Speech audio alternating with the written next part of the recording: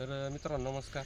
तर आज परत बागात आलो होतो आणि विषय सांगायचा जर झाला तर आपण बाग दिला आहे व्यापाऱ्याला.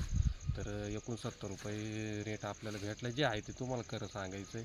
आणि दुसरी गोष्ट की आपण जे व्हिडिओ बनवू राहिलो ते व्हिडिओ बनवण्याचं कारणही मी तुम्हाला सांगतो की काय होतं आहे की आम्हाला जो अनुभव आला तो अनुभव तुमच्या संग म्हणजे सांगणं गरजेचं आहे.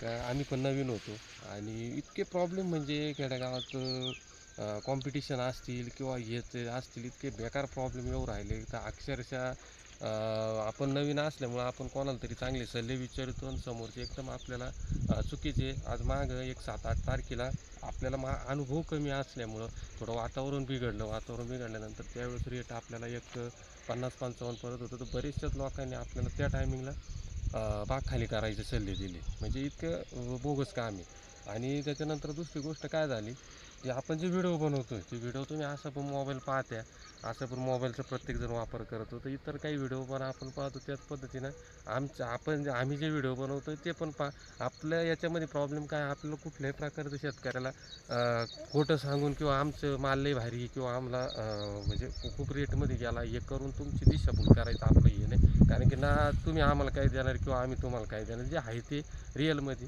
69 रुपयानं आपण 100+ जे आहे ते दिलं आहे. उद्या मी हार्वेस्टिंगचे व्हिडिओ टाकणार आहे तुम्हाला कशा पद्धतीने हार्वेस्टिंग कसं माल निघू राहिला काय निघू राहिला.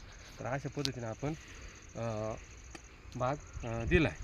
तर दुसरा विषय काय झाला तर तुम्ही आता माल तर तुम्ही भरपूर वेळा बघितला आहे व्हिडिओमध्ये. आता वातावरण पूर्णपणे क्लीन आहे आणि ज्यांचे अजूनही ज्यांचे द्यायला आले आता त्यांनी थांबण्यात माझ्या राहिली नाही. त्यांनी देऊन टाका. कारण विषय काय होतो हे जे फळ आहे किंवा कुठलंही फळ असो एक लिमिटेड त्याचं वालं हे ते पिकल्यानंतर ते काही झालं कुठलंच असं औषध नाही की ते फळ थांबून धरेल किंवा काही होईल. त्याच्यामुळं आता जे आहे त्या परिस्थितीत जसं असेल त्या परिस्थितीमध्ये आता माल द्यायला आपण चालू करून द्या. काहीच ठेवण्यात आता माझ्या राहिली नाही. खूप जास्त दिवस झाले आणि ज्यांचा काही असेल नसेलच म्हणजे जाण्याजोगा तर त्यांना ना पर्यायाने ठेवाच लागणार तो काही विषय नाही. तर आपण आपला भाग टोटल दिला. आता जागेवर द्यायचा विषय काय झाला की मार्केट जे आपण म्हणतो मार्केट पूर्णपणे आता मी स्वतः आधी मार्केटमध्ये टोटल आपण फिरलो मार्केटचा टोटल अनुभव घेतला. कसं आहे काय कोणती पद्धती काय आता जो मोठा माल आहे जो 400-500 ग्रॅमच्या आतला तो माल 90-85-90 पुकार राहिले पण ते आहे 2च कॅरेट. म्हणजे एका शेतकऱ्याचे जर 40 कॅरेट असले तर त्याच्यातले 2-3 कॅरेट तो माल आहे आणि तो शेतकरी सांगताना काय सांगतो ते 2 कॅरेटचाच भाव बाकीच्याला सांगू राहिले. मग त्याच्यामुळे खूप मोठी दिशाभूल होऊ राहिली किंवा नवीन जे शेतकरी त्याला खूप मोठ्या अडचणी येऊ राहिल्या. आज व्यापाऱ्याचा विषय काय होतो की व्यापाऱ्याला माल दिल्यानंतर एक तर आपण लवकर माल आपला खाली होऊन जातो हा एक मेन मुद्दा आहे. दुसरी गोष्ट तुमचं भाडं म्हणजे वाहतूक भाडं असेल किंवा हमाली असेल या त्या गोष्टी तिथं थांबून जाते. आणि माल जर क्वालिटी असला तर तुम्हाला 100% व्यापाऱ्याला माल द्यायला परवडतं. आता आपल्याला जे व्यापाऱ्यांनी जे बोली करेल आहे ती कुठलीच नाही. फक्त प्लेगचा डागाची केली तर ते कुठं मुडं आहे बाकी खारड्याने खुरड्याने काही नाही कसल्या प्रकारचा तेल्या वगैरे नाही. तुम्ही फळ पाहू शकता एकदम सॉफ्ट आणि क्लिअर फळ आहे बघा. हे समोर डायरेक्ट जे आहे ते आहे पूर्ण झाडावरती कुठंच तुम्हाला उलटं पालटं करून बघा काही डागडूग नाही. फक्त 100+ पुढं आहे.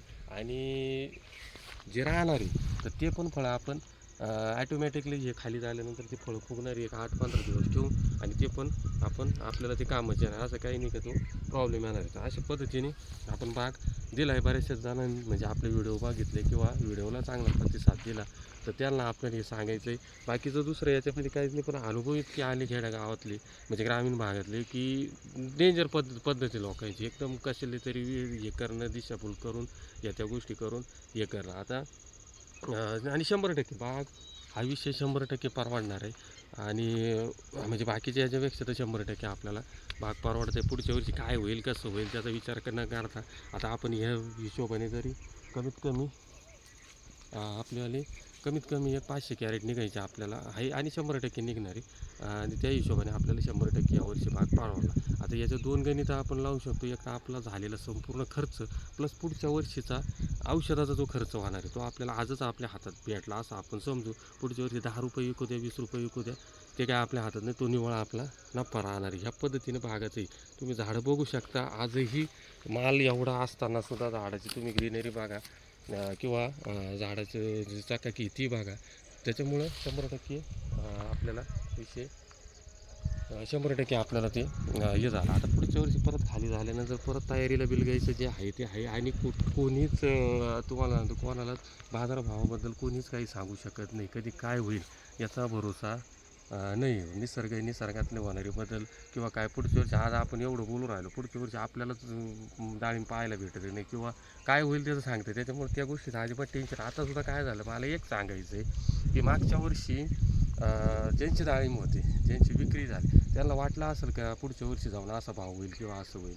नव्हतं वाटलं. मग हेच गमती आहे का ह्या वर्षी आपण पुढच्या वर्षी तर बोलायचंच नाही की पुढच्या वर्षी. हे फक्त काय झालं का आपलेच लोक आहे ज्यांनी चांगल्या भावात डाळिंब विकलं सुरुवातीला, त्या लोकांनी हा केला का नाही नाही पुढच्या वर्षी यावं ना. किंवा ज्यांचं डाळिंब खराबच आहे ते लोक हे करून राहिले का नाही नाही काय खरं नाही डाळिंबाचं, असं नाही तसं नाही तसं नाही. याच्या हे हो ना. पण तुमची जर माल क्वालिटी, तो किती म्हणजे असू द्या 2 रुपये तुम्हाला शेवटचा भाव तुम्हाला भेटणार. आपला माल क्वालिटी होता, आपल्याला आपल्या मालावर विश्वास होता, आपण जी मेहनत करेल होती त्याच्यावर विश्वास होता. शेवटचं तरी आज 55 रुपये भाव असतात आपण 55 घेणार होतो, आणि आज 300 रुपये भाव असतात आपण 300 घेतला. म्हणजे शेवटचा जो उच्चांक भाव आहे तोच आपण. आता तेच झालं 69ला आपण पूर्ण रान दिलं आहे. आणि बाजार आता समजा मार्केटमध्ये आपल्याला 75-76 जरी पडलं तरी ते कुठंतरी गणित तेच जुळतं. फक्त होतं काय की आता माल द्यायला आला होता पूर्णपणे.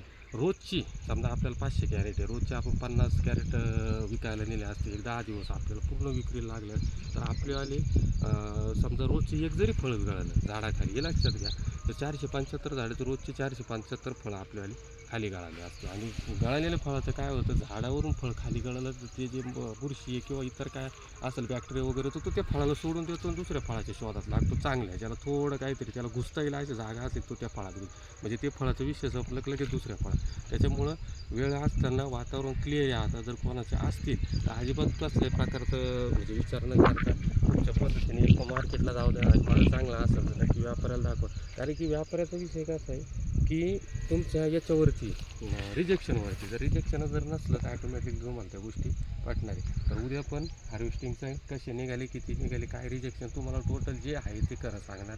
बाकी त्याच्या पलीकडं दुसरं काय नाही. चालेल तर धन्यवाद.